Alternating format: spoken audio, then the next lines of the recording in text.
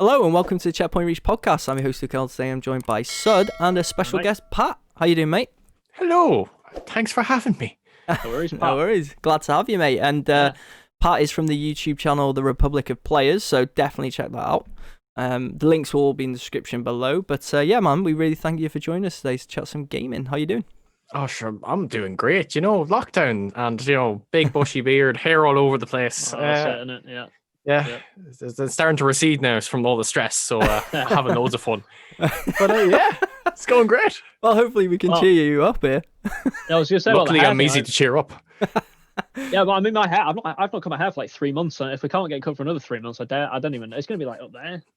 I know. It just could just get very long like me. Yeah, I tell you what, you might not think of it, mine goes like, if I did that on my hair, it goes pretty long. So you can join me. Last lockdown, I had to wear headbands when working out. I know. I remember you had to wear them Alice bands, didn't you? Yeah, not a good look. No. Let's just put it that way. As long as you don't get as desperate as me and get my mother to cut my hair, you should be grand. Wow, that is getting... Hey, yeah, well, I'm not sure. If it gets to that stage, it's got to be done, hasn't it? So. Yeah, if we're locked down for like another year. Well, anyway, let's try and cheer Pat up by talking about some gaming news. But we're going to start off with a bad topic, to be honest, Pat, because it is... Yep. Again, Cyberpunk 2077, and the next-gen update will be released in the second half of 2021. This comes after CD Projekt Red co-founder Marcin Nowinski appeared on a video to apologize and outline basically reasons why the game went wrong and, how they feel bad about it and trying to regain our trust and stuff like that. So we might as well talk about the video as a whole. What did you guys think about the apology then from CD Projekt Red?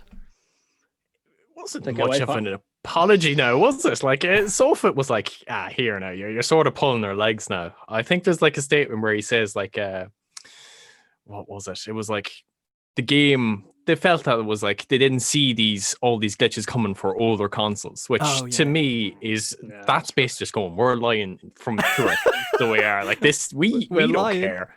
We like if that was the case, if it had been ready. Like, we would have had review codes out days before the game came out on the consoles rather than getting them on the day. They knew what they were doing. They were just, they just wanted the money. And if someone's played the console versions, like the OG, how have they not come across any of those bugs? No, it's just... It's absolutely rubbish. We all know that's rubbish. I mean, they were reporting some of these problems, a couple of months before. I mean, that's the reason they delayed it. It was originally supposed to come out in, was it November, wasn't it? Mate, honestly, I've actually forgot. It was originally supposed to come out like November 19th or something. They delayed it an extra 3 weeks. Well, we all know the reason for that. The reason for that is because the performance on the base consoles was horrific. And it didn't really improve much in the 3 weeks, when it actually came out. So, you don't even need this video to know that he's lying, really. Or, okay, lying might be a strong word, but he's bending the truth in certain situations. Bending the truth, yeah. I don't want to get sued on it. I won't call him a liar, but I'll say he's bending the truth. Hey, you could use the Obi-Wan line. True, from a certain point of view. Yeah, exactly. Yeah, exactly. So, but what interests me more is it's all interesting, but the one that interests me more is the fact that we know now that it's going to be the second half of the year for this next gen update patch or whatever you want to call it, or update to the game. Which we're getting free DLC beforehand as well, aren't we? We do get free DLC, which is cool. But I got to say, Sud was right. I was right. I did call this a couple of weeks ago. Holier than now. Thank you. Sud. Thank you very much. Thank you guys. Thank you. But I think we both kind of discussed this a little bit. And we both said, didn't we? We probably thought that it's going to now be delayed.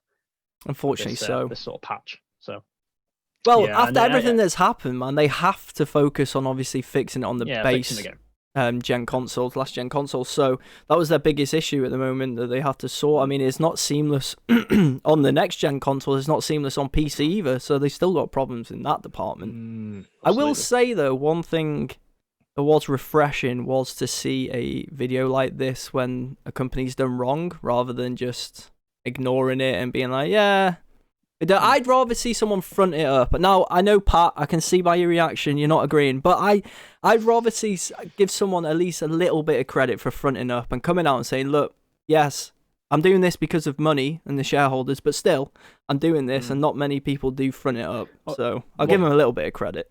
I will say, Pat, before I know you want to jump in there, Pat. I will say just before you jump in, Pat, there is actually a game where you're right, because do you remember No Man's Sky? Mm-hmm. You remember God, that? Yeah. Mm. They just went dark. They didn't answer anyone about the problems with the game, about the lack of they just completely went dark for like 6-8 months. Never said anything. So to me, like, some people would argue, well, that's a good way to do it because they're just getting on with it. But in a way, they should have had some sort of response, shouldn't they? The No Man's Sky. I can't remember what they call the No Man's Sky devs. I can't remember the names of the people. Is it Hello Games or something like that? Yeah. Is it Hello Games? Yeah. They never responded at all. So like at least CD Projekt Red have come out and actually they have addressed the concerns. I mean, you might believe them or you might not believe them. They've addressed the concerns at the end of the day. So they've done a little bit better than some other developers, I would say. Yeah, a little bit of credit. Still. Yeah, but like they are a big company, and I think comparing it like to No Man's Sky is like No Man's Sky wasn't anywhere near as big as Cyberpunk 2077. Like loads of people were like that's true. booking off holidays to play a Cyberpunk 2077, and like I feel sorry for those people who got it for console and were like, this isn't working. I wasted my days off. But it's a dark precedent, I think, where these companies are releasing games that they don't function at all. And it's like, we'll patch it. It'll be grand. Like even talking games that I think have gotten away with ridicule, like Assassin's Creed Valhalla and Watch Dogs Legion. Have either of you two actually played that? I've played Assassin's Creed Valhalla. So it has, yeah. Glitches galore, and I mean, like, yeah, there was a few. I've noticed a few. Valhalla crashed on me at least a good 30 times. Now, are you playing it on the? I am playing it on the PS5, so I don't think I've had quite as many. However, I have still had a few, so it's clearly even present in those versions. So, but like, I'm playing on crashes, though. Not any crashes. I'm playing on PS4, man, and it's horrible experience. Like, it crashes so many times, and the same thing with Watch Dogs Legion, and that I barely heard anything about it. It feels like people are overlooking certain glitches just because the rest of the game is good. Which, if that's the case, like people who get past the glitches on Cyberpunk say the game is pretty damn good. That's me. So yeah, I enjoyed it. And I mean, from what I've played, I'm enjoying what I've played. So 12 hours in, I'm enjoying it. Like that's the thing. Like people are enjoying it, but I feel like people looked at the glitches and were like, nah, man, I want my money back. And then when they saw that this big uproar came about with it, that this was a train they could jump on and get their money back through it. Even if they played all the game. Like, I think, they could get the money back if they played all the game, couldn't they? Was there a certain point? I'm not sure. I don't know. Sure. I must admit, when I seen the stuff from Sony and the refunds, I did assume that it was just basically, even if you probably have completed and had a terrible experience, you could get your money back. But I don't know the actual intricacies of that. You know, maybe it was a certain percentage of the game. I know there is some policies, isn't there, where like, I remember in the past, certain, I don't know what. Doesn't Steam have a couple of hours or something? So it's 2 hours, and then other platforms have different rules and stuff. So it's hard to really say. I guess it probably depends on the platform you played it on. But obviously, you know, we saw with the whole Sony clearly weren't happy. I mean, they took it off the store, so they were clearly fuming at this. Yeah, they made their which is quite surprising. So it is. And it's still not back on the store, is it? It's still not back on the store. I love how they said digitally. Like quality is their main concern, but like if you go looking through PSN, you will find really horrible indie games that like. What's that famous one? The Life of Black Tiger, is it? Yeah. Meant to be, have you seen that? Where it's like it's horrendous. It's like I could probably make that. I'd probably have a good crack at making a game like that. Even me. You could probably do better. Probably. I reckon if us three put our minds to it, in like a couple of weeks, we could probably make a better game than that. So, I mean, I'm not feeling too confident, but I think we could write a better game than that anyway. Well, hopefully. But, we might be able to do that part. I will say, when it comes to Cyberpunk, I think I got really lucky for 2 reasons. One, I was never truly on the hype train because me and Sud actually, for some reason, I don't know why, we both agreed to do this separately, but we just didn't watch everything, did we? We wanted to come in fresh. Didn't watch much on it at all. So I wasn't getting like, oh my god, Cyberpunk, like I've been waiting 7-8 years for this is gonna be brilliant, blah blah blah. And I was lucky enough to play it on the next gen console. So obviously my experience, I did have glitches and it was still very buggy, but it wasn't as bad that I've seen obviously from other people. So because I didn't have the hype and as many glitches, I got a lot of enjoyment out of the game personally, and I enjoyed the story.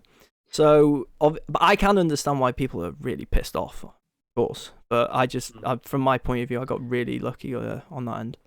I think for me I don't know. I don't know if you can remember, Luke, how many like freezes you had for the game. For me, the most annoying thing I've had 3 freezes so far, like proper freezes where it says like there's a problem with the game, you have to turn it off, blah blah blah. I don't know if that's like a PlayStation Xbox thing, maybe it's different, but on PlayStation it freezes a lot. It's annoying. But I've not had that many visual glitches. I've had the odd one where like cigarettes are up in the air and stuff, and I think we've all had ones like that. But I've not actually had some of the horrendous ones. I've not had ones where cars are like in the air and blowing up. I've not had that, so yeah.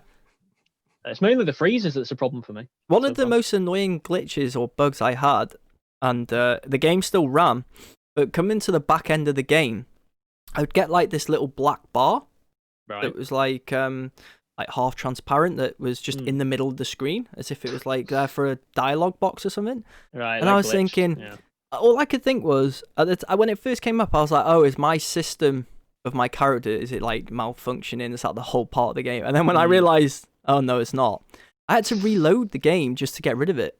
And that happened quite a few times, so that was probably pretty annoying. But when you see other people's bugs and what they had to deal with, I think I can put up with that and still be, okay. Have you played it yet, Pat? Or are you? No, no, I did not get playing that game, and I think I won't be playing it till at least maybe another year or two, when it's like really polished to a T, and you'll actually get the proper experience the game has. No, I was busy with Valhalla and Legions, sadly, so didn't pick it up. You're not a fan then of Legions and Valhalla? Well, Valhalla, like I did enjoy the game, but like there's loads of problems with it that like need adjusting, and probably again in a year or so it would be a really, really good game. But Legion, I did not like that game at all. It was really bad. Like, I mean, I was bored out of my mind, but like I got a review copy, so I had to review it. And I didn't enjoy it at all. It was not a very good game. It seemed overambitious, and it just didn't deliver on what I think it was trying to set out to do. See, what's crazy is Sud hated Watch Dogs 1, never played 2. I finally got through 1 and was like, it's okay. I played 2 and I really enjoyed 2. And then when I seen the concept of the third one and the ideas they were trying to bring to the table, I thought, not for me. Not going to play that. Don't like the look of this whole, well, everyone around you can be a protagonist, essentially. It's not about one certain person, isn't it? You can just jump into different people that have different skills for whatever level you might be on. And the London setting I wasn't too keen on. And when I listened to you talk about you being bored out your mind, I felt like that's how I would be. Like you pretty much hit the nail on the head there. Since every character can literally be picked up, no character has personality, and you're just dragging through the story with characters you really don't care about, and like you're not enjoying it then, because there's nothing to really latch onto, and it's just feels like a waste of time more so than anything. And like even just gameplay wise as well, and visually it's not a very impressive game compared to other Ubisoft games, which is it's quite sad. Like the gunplay is expecting to at least be good, because usually Ubisoft has good third person shooting mechanics. No, this was the poorest attempt I've ever seen them try, and it just didn't help me get accustomed to the game. Like my favorite part about that whole entire Legions is like the spider robot, because they actually have decent enough platforming segments in it. And when you're complimenting the platforming segments as the best thing in Watch Dogs Legion, I think there's something seriously wrong with the game. Yeah, they've missed their bullet there. I think quickly, you talk about Assassin's Creed as well. I'd say with Assassin's Creed Valhalla, I am kind of enjoying it, but I've kind of gone off it a bit now because I felt like the game was just too bloated. Yes, that's definitely too much. And it's been getting worse and worse for me. Like Origins, I didn't really play much of Origins, but then I actually really enjoyed Assassin's Creed Odyssey. However, by the end of it, I was like, wow, I don't want to play that game ever again. I really enjoyed it, but I was like, I'm never playing this again, because I looked at my save file, it was like 80 hours, and I was like, wow. So when I've gone to Valhalla, I've just been like, I've got about 15 hours in, and I've just been like, I don't know if I can do this again. Then I don't think you're going to enjoy it, man. Like, I never feel like I'm getting anything done in the game, and the problem is, what I've actually done is I've gone back to Assassin's Creed: The Ezio Collection. Hey, they were good games. I've played Assassin's. I'm starting to play Assassin's Creed 2 again. I'm really enjoying it because it's linear. It's more focused, and I'm really enjoying it. It's like I really enjoy the story of, and like you said, yeah, look, I know you were a big fan of those games back then. Was? It makes me pine for a linear Assassin's Creed again, or linear-ish. Anyway, I know they've never been fully linear, but see, the big issue I think with Valhalla is, like, as you said, it's too big. Like, there's sections off it. Like, do you know how, like, you have Netherlands at the beginning and then you move to England? They have another map for America, and really? If you take the narrative from in America, like, you could cut that whole thing out and it's not needed. So it's a waste of time and space. In all honesty, that game feels really bloated. And the other thing, like the RP system, like, level up, like, it's most of the stuff that you get are redundant. Like, it's only like you get 2+ attack or something. Like, it's not very compelling, in all honesty.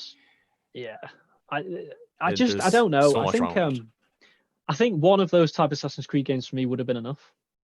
It's just something a bit different. Like, if even 2, just say Origins and Odyssey, and they'd gone, right, okay, you've had your sort of RPG type of Assassin's Creeds. I'd have liked them to have gone back to my linear one, but they're probably never going to do that because they're selling really well, the RPG ones. So, unfortunately, I think Assassin's Creed is going to carry on. Call of Duty, didn't it?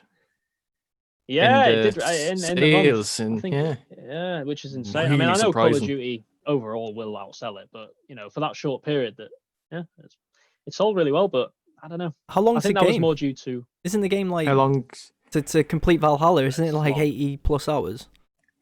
If once I got to like the 50-hour mark, I was like, okay, I'm blitzing through this, and that's what I did. There's still a few extra missions I have to do if I want to do them. I don't think I do, but I'd say if you were to take your time and go through it slowly, I'd say you get about 80-100 hours out of it. Because weirdly, I was talking to a friend of the show, Pazza, and he works full time, blah blah blah, and he was like, "Yeah, I just wanted a single player game to jump in," and he started playing Valhalla. And I was chatting with him last night. He was like, "Yeah, I've done like 15-20 hours, I think. I feel like I've barely got through the game." I was like, "Lad, I'm pretty sure that is a really long game. If you're looking to de-stress after work, I mean, you've got mind-numbing fun if it is fun, but that's going to take a long time." And he was just like, I don't have enough time to complete this. I'm just not going to complete this game. It is very long. There's no doubt. If you... it's just... and then when you do go back to the old ones, and it's like, some people see that as a step down, but it's like, I don't know, in some ways, the linear... I kind of prefer the linear Assassin's Creed, the way it works, to be honest, so... Well, we've agreed, haven't we? If we can get a good story narrative-driven game, then we're all for it. And I mean, I've always said... There's a gap in the market now for shorter games. I've always said, like, for me, I don't understand... Why is there not... I know there is one in development, but why has this new Bioshock game not been announced? A game like that would do really well at the minute. Like, could get a 6 to 8 hour to even 10 hour linear game, because Bioshock 1's one of my favorite games of all time. You can complete that game in like 6 hours. But it's brilliant. It's a brilliant game. And like, I'd rather have 6 hours of brilliance than 50 hours of meh. Yeah. Bloatedness. Personally. So. Well, there we go. We started with Cyberpunk, and now you've had a Valhalla and Watch Dogs Legion review. Yeah. So there you go. You get more bang for your buck on the Checkpoint Reach podcast. Yeah. Any final words that you want to say about the Cyberpunk Apology / Next Gen update? They're going to continue lying, and they're never going to stop lying, and it's just going to be lies from here on in. Yeah. I think that's probably... I've got nothing to add to that. I think Pat said it well there, to be fair. There you go. Pat has hit the nail on the head there, probably. So let's move on to the second topic of the day that we're going to cover. And this is disappointing news / good news in a way, because I don't want another Cyberpunk situation, and that is Hogwarts Legacy is delayed into 2022. That's because they are given the game time that it needs. That's the statement that they released on this. And the Harry Potter RPG Hogwarts Legacy has been delayed into 2022 to give it the time it needs. Now, obviously, I think they've announced it probably at a good time, given the backlash of Cyberpunk. So, because they're probably going to have more fans like me who are like, yeah, okay, give it the time it needs. Because as disappointing this is, because I really want this Harry Potter RPG. I think it's going to be so fun jumping into that world. If it needs the time, give it the time. We don't want another Cyberpunk issue. I've got to say I'm very disappointed. I'm really disappointed, and I'm not saying I'm disappointed in terms of I understand the delay. When I get over the disappointment, I'll be like, yeah, it made sense, because it seems to me like this game's more ambitious than even I thought it was going to be. Like I thought, like I was kind of like on the fence, like, well, is it going to be like as ambitious as we thought? But with this delay, it makes me think even more that it is going to be a pretty ambitious game. So which is what we want. So I'm just disappointed because when I look at this year, I think, I don't know, there seems to be a bit of a gap this year for me with games. Like there's some games I'm looking forward to, but I just don't think 2021 is going to be as strong as probably 2022 is now. I think 2021 is going to be, I'm not going to say a dud yet. I think there'll be some really good games that come out, but I don't know. There seems to be a lack of, maybe it's just because of the start of 2021 stuff and not much coming out really for the first few months, but it does feel to me like Hogwarts Legacy had a bit of a chance in the market. There was a bit of a gap in the market for this time, maybe August, September, October sort of time. But, I hope it doesn't get put in a crowded space now with other games, because I think it needs it. So I think it will sell based off the name alone. But it needs breathing room. Hogwarts, but I think it needs a little bit of breathing room. You don't want to put this game next to a God of War or something like that, do you? So hopefully anyway. But here's the thing now, because of Cyberpunk, like as you said, look there, probably there might be a good few more games coming out saying that, we're delaying because we don't want to release a broken game. That I think that's going to be more common now because like they saw the backlash of CD Projekt Red, which up to the point before that game released, everyone loved and thought could do no wrong. And like if EA or someone was to do something like that, I don't think they'd lose a lot of reputation, like really a lot of reputation, even though they don't have much reputation to begin with. But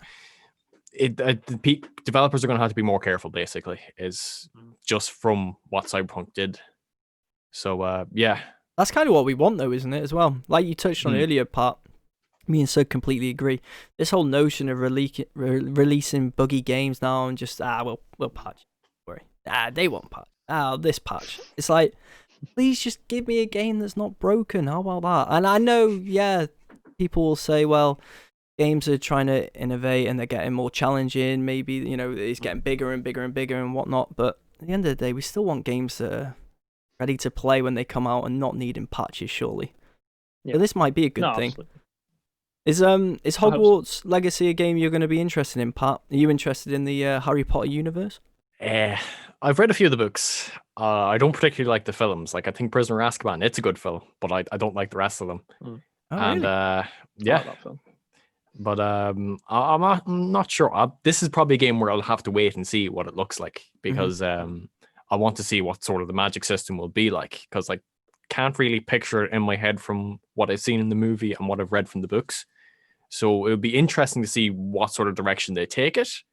But until I see like proper gameplay of what you can do and see how long the game's going to be, because in all honesty, I don't want a game that's going to be like 60 to 80 hours with a wizard game, in all honesty. Because if I was going to do that, I just pick like a JRPG because I know I can really get my fun out of that. And, that's what I'd pick. This is a weird one for me, Sud, because we're Harry Potter fans and we have just complained about games being too long. I really don't want this game to be too short. If I'm going into the Harry Potter universe, I want to really experience Hogwarts, get that feeling as if I was actually going to Hogwarts and stuff, and obviously playing on the RPG elements of choices, which house you're going to go in and all that sort of thing, what kind of path it sets you on. I mean, the rumours are as well that the game continues after Hogwarts into Ministry of Defence, I think you go into. Yeah, I heard that as well. Yeah, so I don't want it to be too short. I know I've just complained about games being too long, but I don't know, I'd like a 40-hour game, I think, out of this. It is exciting, isn't it, that, they're talking about you can go to, like, these places like Hogsmeade and... Yeah. You can go to, like, obviously Diagon Alley and stuff. It's like, oh, it's so cool. Like, just imagine going around the shops in Diagon Alley. Oh, yeah, I'd love it. I don't know, it's just, like, exciting somehow, isn't it? Yeah, it brings out the kid in me, essentially. Because when you watch the films or read the books, I mean, you hear about all these wonderful places. Like, oh, you just want to be there. You just want to, you want to be in these shops or the one shop and so. It's like, I don't know, it's just... that excites me, and we did. I guess some people will say, "Oh, you're contradicting yourself. You said about Assassin's Creed was too big," but it depends on the game, doesn't it? Like, it does sometimes depend on the game. Like, I don't know if I'd want it to be like 80 hours, but if it was a good, 30, 40 hour game, I'd take that. Because it depends on the game a lot of the time, doesn't it? So it would, like, the pacing of a game definitely is a big thing as well. Like, if the game's paced well, it could do like 80 hours, and like you wouldn't even notice it.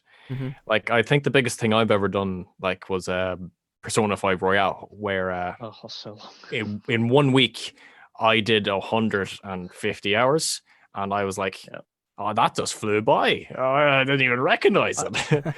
It's like, there's games like that when they're paced well. You know what? Persona 5, I've played Persona 5 Royal as well. I think I've got 85, 90 hours in it, I think, something like that. It's a great game. It really is a great game. It's a fantastic JRPG. However, it's ridiculous. I've completed the game up to the point where Persona 5 ends, but I've not finished the Royal content. That lasts like 3 months or whatever. Yeah, the extra 30 hours. I got so burnt out. I love the game, but I was like, and it's ridiculous because I know like I'm probably, well, I say I'm close to it. I'm probably 15 hours away from ending because it's so long. But like that is close in Persona terms, being that close to ending. But I just can't. I can't bring myself to. I need to go back and like properly finish it, but I can't. I'm on the last palace and it's so long, and I just can't. I can't bring myself to finish it, and it's just like. But it's a great game. Like I love it. It's definitely one of my favorite games of the year. But I don't know. It's just. I think. But I agree with you that if you're into a game like that, the time. I agree with, by the way, the time, and I couldn't believe I played so many hours when I was like, oh my god, I didn't even realize. I think Pat touched on a good thing. Pacing counts for everything, doesn't it? Yeah, definitely. Pacing counts for everything in gaming and in films. I mean, you notice the dull moments in gaming and films. It really can take you out of the experience. So, yeah, it is key to enjoying a gaming experience for sure. What are you gonna say, Sud? I was just going to say quickly, well, how did you feel about Cyberpunk's pacing? Because I think what I've played so far, I'm pretty happy with the pacing of the game so far, in terms of the main story beats to, times where like, there's times in the game where they kind of not force you to do side missions, they kind of say things like, "Oh, I'll contact you in a bit." I kind of like that in a way because it's like, okay, fair enough. Like, I kind of like pacing so far. I got enjoyment out of the story, to be honest, and I'm with you. I enjoyed the pacing. Because I remember just looking forward to playing it every night after finishing a bit of work or whatnot, and just jumping on, and the hours flew by and I didn't even realise. So for that means that I must have enjoyed it and enjoyed the pacing. I feel like the missions are appropriately lengthed as well so far. There's not been one where I feel like, oh, just end. Yeah, so far I've been like, oh yeah, the missions seem like fairly decently paced as well. There's not ones that are like 4 hours long or something. Yeah, and I enjoyed the side missions as well, to be honest. Yeah, got a lot of enjoyment out of it. There we go, sidetracked again. Another Cyberpunk point, but hey, Cyberpunk's been massively in the news, hasn't it? Each week, hence why a lot of our podcasts have started off with Cyberpunk. But let's talk about some rumours. Sud, I text you about this if you want to talk about the GTA 6 rumour. Yeah. Of course, the rumor that GTA 6 could possibly have its first ever female protagonist, which is very interesting. It's just I think it's caused a lot of debate, as you can imagine, online. I mean, it's never been seen in a GTA game before, has it? As we know, there's never really even. There's definitely not been a protagonist female character, and to be honest, there's not really ever been a main character even really, has there? To be honest. That I can recall, an important female character in a GTA game, really. I remember Misty from GTA 3. Yeah, possibly, yeah. But in the more recent ones, not really. So it's interesting. They do say in the article, don't they, that they just say in an article that I think it's the article off Games Radar. They do say that they're thinking it might be a male and female protagonist. You might maybe, how like GTA 5 did the whole 3-person switching. Yeah. Thing. It might be like that again, which I actually think it probably will be like that again. I was so worried about that, by the way. GTA 5. Pretty well, I think. Yeah, and it did. When they announced like you're gonna switch between 3, I was like, oh my god, not sure I'm gonna like this. And when I played it, I actually thought it was pretty seamless. Got a lot of enjoyment out of that. So I think they could easily do a male and female. Think? Well, what do you think in general just about the whole female protagonist? I mean, I think I'm gonna have to announce a gaming shame of mine. I haven't played any Grand Theft Auto apart from a little bit of Really? San Andreas. Yeah, Wow. You're a missing little bit out, of man. San Andreas, and I did not like it. Just no. Fair enough. I found the driving in it and controls just not to be down my alley. Oh, yeah, the driving's never great in GTA. Yeah, not really. You might enjoy though more of the later ones like GTA 4 or 5. Like 4 I've was seen bad. 4's driving people was bad for play 5, and it's still the sort of the same thing. Like it just doesn't look like it for me. It feels like it's like too over the top on. Oh yeah, I'm gonna just beat this person down into a corner and drive over them. Yeah, a bit too much on the extreme side maybe for me. Yeah, well, that's fair enough. When it comes to the female protagonist, though, what are your thoughts on that? Because to be honest, for me, I don't mind it if it's done well. I mean, Aloy, Horizon Zero Dawn, I liked her character. I loved that game. So, if the female protagonist is done right, then I think I'm gonna get just as much enjoyment out of it as if it was a guy, and I have done in the other series. What I hope is that it's not you can either pick a male or female protagonist. Like you just choose what their gender is. I feel it sort of loses a bit of weight then because it's basically the same character. Like you're not really changing anything. But if you have one male and one female, then that's two different perspectives, and they're each their own character rather than just being filler placement for male or female. I'll tell you another game that does it so well is a Hellblade. Have you played Hellblade, Pat? It's as soon as Sacrifice, isn't it? Yeah. I've seen gameplay. Sadly, I haven't played. That's a game you should both play. It's really good. I think you both enjoy that game.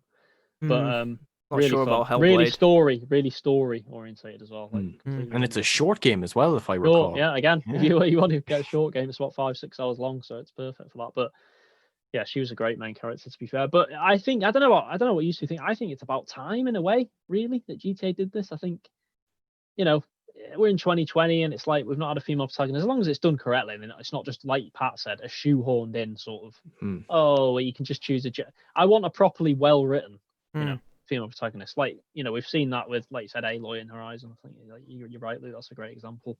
I just think, and to me it makes it a bit more interesting as well. It does make it more interesting to see how they do it and if it'd work. Yeah, I'm intrigued to see I am. How's it? Because, I mean, let's be honest, every main character pretty much in GTA's got their scummy past or scummy things they do, so it's going to be weird seeing that from a female point of view and how dark they're going to go. When it comes to about time, I don't know about that. I always find if they're writing a story and someone has suggested a female protagonist for the story, as long as it makes sense and they can, like you've touched on, write a well-written character, then I'm all for it. I don't like shoehorned in characters in any games, or even shoehorned in aliens in some games that are space adventures. I like well written characters that do suit the story. So if they've come up with a story now that we could make this really more interesting if it was a female protagonist as well, alongside the male, or just on a standalone, then I'm all for it. To be honest, I'm happy to have something a bit different, I guess. But like you touched on, and like I just mentioned, it has to be because the character's well written. I don't want people just thrown in, and people aren't.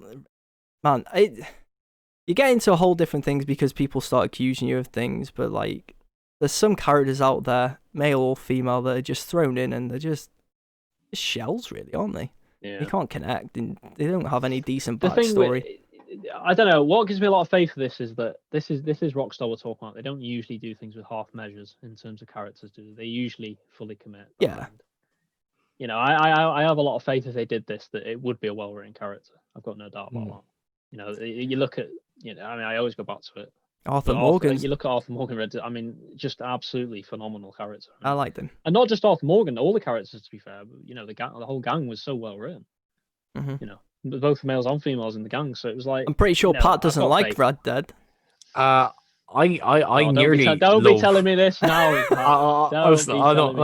I'll put up my hands. Red Dead has an incredible story. As far as I got into it, I played about a good 30 or 40 hours of it, but I hated the gameplay. Yeah, I don't know. Definitely. It feels like Arthur has a bowling ball on his head, and he's just sort of like this here, and it's I couldn't get used to it. It feels really very deliberate outdated. gameplay. Very deliberate gameplay, I'd say. But I loved everything else about it. But if the gameplay was just a bit better, I would have been able to get through the game. But I couldn't hack it. I think I actually, you know what? It's the one element. You know how people say like, well, who's the best developer out there? And the main two people say are Naughty Dog and Rockstar, obviously, for obvious reasons. Their track records and things like that. There's Insomniac, people like that as well. Obviously, Insomniac, I think, are getting to that. I actually think Insomniac are getting to that.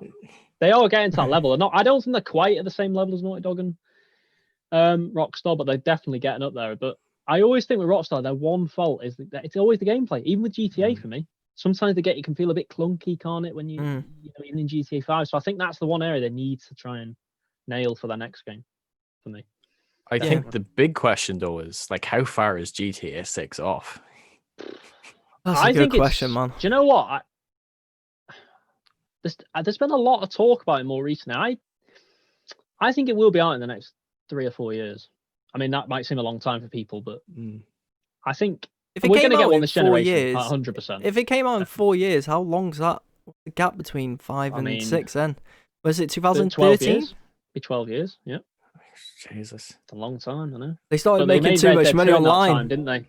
Yeah. I guess technically, well, it's the same team that made Red Dead 2, so technically it'd be the gap from Red Dead 2 because it's the same development team, I think. So. But also, haven't there been rumors for Bully 2?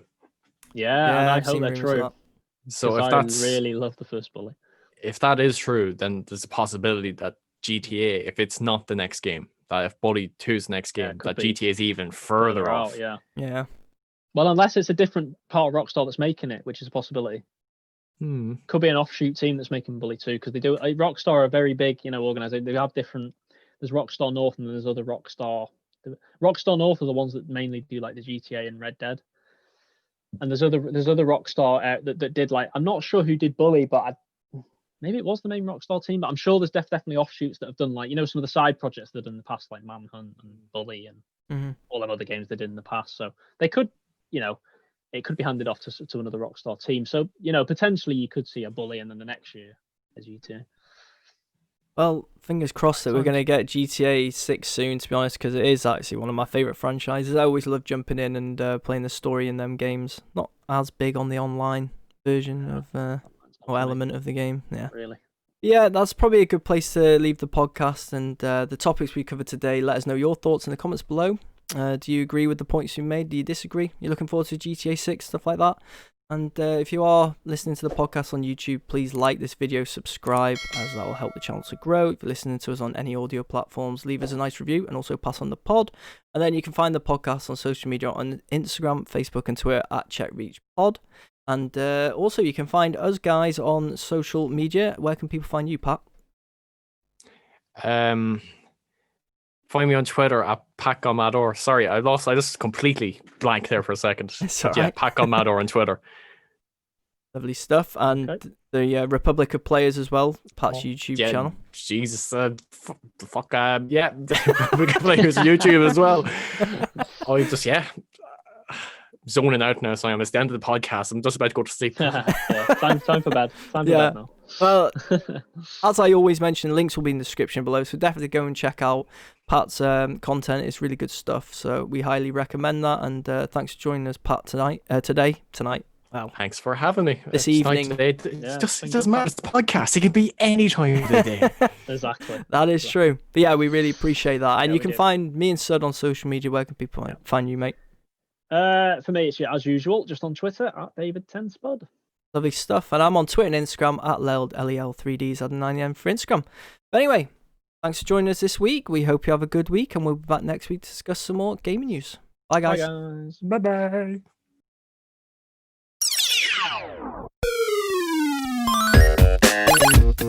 Bye-bye.